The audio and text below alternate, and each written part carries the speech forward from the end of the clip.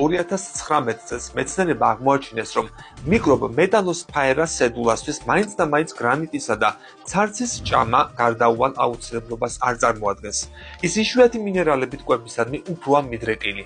ისეთი ქვებისაც, რომლებიც ჩვენს პლანეტაზე კოსმოსიდან ხვდება, თერმოაციდოფილური არქებაქტერიები არა მარტო იმაზე დაგვაფიქრებს, როგორ შეძლებს მიწერის სიცოცხლე სხვა პლანეტებზე მოხვედრისას გადარჩენას, არამედ იმაზეც, როგორ იღებდნენ პირველი მიკროორგანიზმები საკვებ ნივთიერებებს მილიარდობით წლების წინ, როცა ჩვენს პლანეტაზე უამრავი კოსმოსური ქვაც ვიოდა.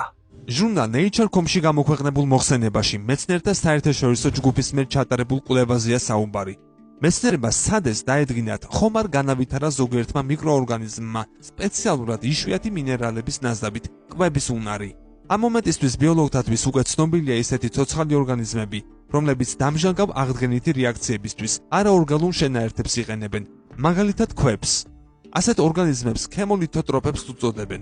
დიდი ხანია საიდუმლო აღარ არის, რომ ბუნებაში არსებობენ ბაქტერიები, როგორიცაა ლეპტოსპირულუმ, ფეროოქსიდანს და აკსიდითიობაცილუს ფეროოქსიდანს, რომლებსაც მეტეორიტებში არსებული რკინის დაჟანგვა შეუძლიათ.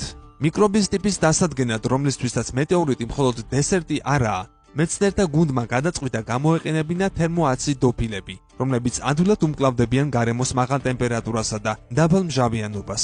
სავარაუდოდ, სწორედ ასეთი მიკროორგანიზმები შეძლებენ მარსული ნიადაგისადმი შეგუებას.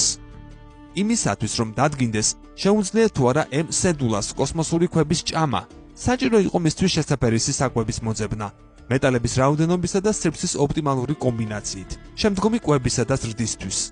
ექსპერტებმა 19 წლის წინათ ნაპოვნი 120 კილოგრამიანი კლდოვანი მეტეორიტი აირჩიეს, სახელწოდებით NWA 1162.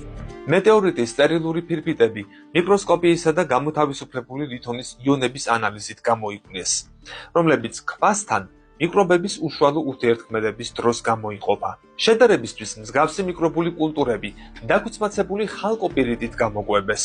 აღმოჩნდა, რომ ზოგიერთ მიკროორგანიზმს ნამდვილად შეუძლია შეეგუოს სხვა საკვებს, ქიმიური რეაქციების კატალიზაციას ახდენს და ამცირებს საკვების ტოქსიკურობას.